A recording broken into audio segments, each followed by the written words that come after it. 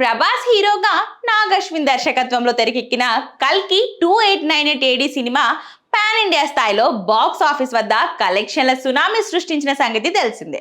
దేశీయంగానే కాకుండా విదేశాలలో కూడా భారీ వసూళ్లు సాధించి ప్రభాస్ కెరియర్ లో మరో మైలురాయిగా నిలిచింది.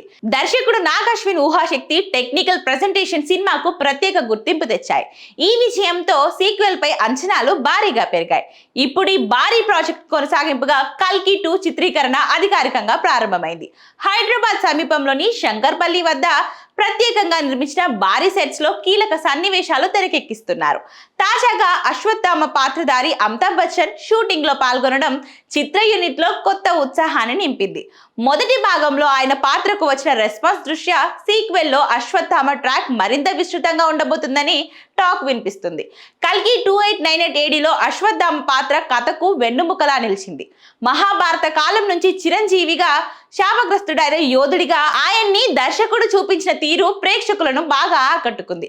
అశ్వత్థామ కేవలం సపోర్టింగ్ పాత్రగా కాకుండా కథను ముందుకు నడిపించే కీలక శక్తిగా మారాడు.